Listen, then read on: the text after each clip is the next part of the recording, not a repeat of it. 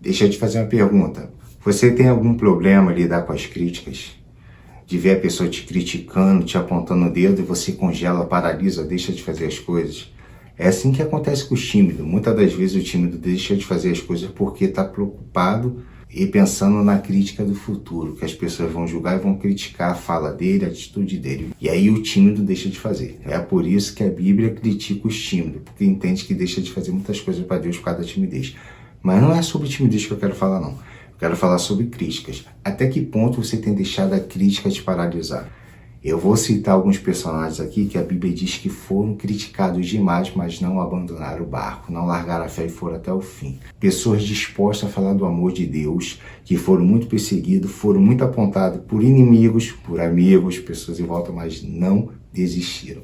Então, fica comigo até o final desse vídeo para que você possa entender tudinho. Se você gostar do vídeo no final, se inscreve no canal se não for inscrito e deixa um joinha, ok? E agora, sem mais delongas, vamos para o que interessa. Todos nós, em algum momento, enfrentamos críticas. Muitas das vezes são críticas destrutivas, que pessoas vêm para te jogar no chão mesmo, para te derrubar, para te pisar. E algumas vezes são críticas construtivas. Geralmente a crítica construtiva vem de pessoas que querem o seu bem, que quer te ajudar, quer te fortalecer. Tá olhando coisas que você não consegue enxergar, tá tendo uma visão de fora, chega para você, olha cara, você fez isso aqui, beleza, ficou perfeito. Só melhora aqui, ó, dá uma melhorada ali. O Senhor ele faz isso com seus servos, né? O professor faz isso com seus alunos, ensina. E aí é uma crítica construtiva, porque você tá aprendendo. Eu critico a minha filha, o meu filho, a gente critica aqui em casa, mas é crítica construtiva. Eu falo, ó filha, você tá errado, você não tem que agir assim, tenta fazer desse jeito. Às vezes fica com um bicão, mas depois volta ao normal.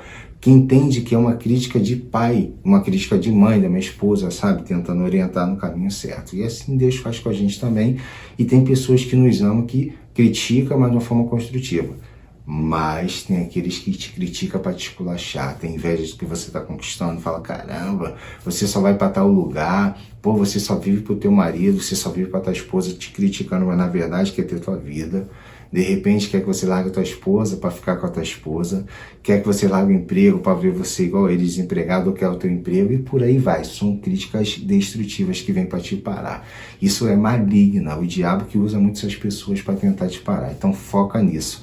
Quando as pessoas vêm te criticar e você perceber de cara que uma crítica que não é para te ajudar, porque o malicioso quando vem com crítica destrutiva, você logo percebe a feição, a fisionomia, fala é maliciosa. Você buscando discernimento de Deus, Deus vai te revelar quando a crítica é construtiva e quando não é. Fica ligado nisso. A Bíblia, como eu já falei, nos mostra grandes homens de Deus que passaram por isso. Eu vou começar falando de Davi. Davi recebeu muitas críticas, principalmente da família, né? Do irmão dele. Quando ele chegou lá diante do rei, diante do soldado que ninguém queria enfrentar Golias, ele foi no irmão dele, o irmão dele praticamente ignorou ele. Falou que era soberbo, que ele era apresentado, aquilo tudo, gostava de se aparecer. E ele foi numa outra pessoa, a pessoa deu toda a planta de que estava acontecendo. Ele chegou até o rei olhou para ele assim de cima e embaixo e falou assim, você não vai aguentar nem a armadura. Duvidou, né? Criticou a fala, a posição dele, não acreditou nele. E depois, no decorrer do reinado dele, também foi muito criticado. Algumas vezes, sim, por causa dos seus erros, como um profeta que chegou lá e criticou ele, falou, ó, você fez isso, você matou um homem, pegou a mulher dele, você errou, você adulterou, você assassinou. Foi uma crítica construtiva, porque Deus enviou aquele homem lá. Mas também teve alguns soldados, alguns filhos que vieram com críticas destrutivas sobre a vida de Davi. Então fica ligado, vai vir sempre pessoas assim, para te levantar e para te derrubar. Não fica focado em crítica, cara, não pare sua vida porque pessoas estão te criticando. O próprio Golias tentou intimidar ele, fala assim, vocês me mandaram um verme para lutar contra mim? Pois foi esse suposto verme que ele falou que derrubou ele e acabou com ele e toda aquela raça que estava com ele lá na época. Então, quando o inimigo tentar te acusar, te apontar, falar que você é isso, aquilo, não olhe para a crítica dele. Não olhe para a crítica de quem quer te parar, de quem está te confrontando da oposição. Se você ficar olhando para as críticas da oposição, já era. Você não vai andar. Foca em Jesus Cristo. O segundo personagem é o Paulo, apóstolo Paulo. Esse daí, ele é criticado pelos cristãos, justo, que ele perseguia mesmo, né, as pessoas, mas depois ele se converteu, ele teve aquela visão quando ele estava indo para Damasco, ele se converteu e aí ele foi perseguido e criticado por alguns cristãos que duvidavam da conversão dele, achavam que era uma armação, e mesmo depois de anos, vendo que ele realmente tinha se convertido, algumas pessoas armavam contra ele, porque não conseguiu perdoar pelas coisas que ele fez. E aqueles amigos antigos do Sinédrio também, que começou a chamar ele de louco, começou a falar que ele era perturbado, aquilo tudo. Então o cara recebia críticas o tempo todo.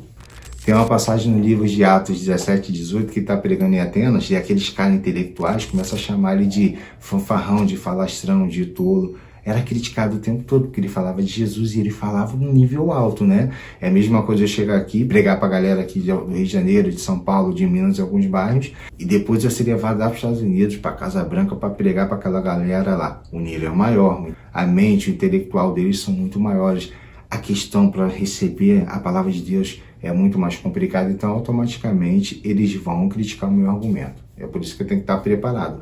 Não na minha condição humana, mas na condição humilde do Espírito Santo, que aí sim, eu falando do amor de Deus com a Bíblia, eu posso quebrar qualquer argumento deles. Ainda que eles entendam que eles me derrubaram com o argumento deles, mas a palavra fica no coração, no momento certo frutifica. Isso sirva de recado para você. Se você está evangelizando uma pessoa que é muito soberba, que critica a tua fé, fala do amor de Deus, deixa a sementinha lá no coração. Ele pode rebater, pode não aceitar, mas no primeiro aperto é de Deus que ele vai lembrar e é para você que ele vai pedir oração.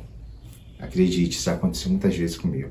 E a lição que eu pego disso é que a gente precisa viver para agradar a Deus, não ao homem. Porque o homem ele é crítico. Vai ter algum momento que você vai estar fazendo alguma coisa que ele gostaria de fazer, e isso é natureza humana. De repente um ciúme, uma inveja, ele vai pegar, vai absorver aquilo e vai te criticar para tentar te parar. Mesmo sendo teu melhor amigo, sendo da tua família, isso acontece. Então procure agradar a Deus e não ao homem. O próximo personagem, nada mais, nada menos que o nosso Senhor Salvador Jesus Cristo. Esse daí foi muito criticado, até por aqueles que ele fez o bem. Tem pessoas de hoje que ficam criticando aquelas pessoas que mandou crucificar Jesus, crucifica, né? Que os fariseus ali incentivaram aquelas pessoas, motivaram. Você de repente faria isso. Na verdade você faz hoje quando você debocha do evangelho, debocha de quem está levando a palavra de Deus para você, debocha de um crente na rua. Você está debochando de Jesus. Se você estivesse lá atrás, você faria a mesma coisa. Você zombaria, escarneceria dele. E hoje você faz a mesma coisa. Então entenda que quando você faz isso, você faz como aquelas pessoas lá de trás que rejeitaram Jesus também. E Jesus foi muito criticado. Agora você imagina, se Jesus Cristo mesmo não conseguiu agradar todo mundo, mas se eu que vou agradar, eu, Leandro, carnal, cheio de falha, pecador, não vou mesmo. É por isso que eu falo do amor de Cristo. Se você quer receber e acreditar, amém. Se você não quer, isso aí é um problema seu com Deus.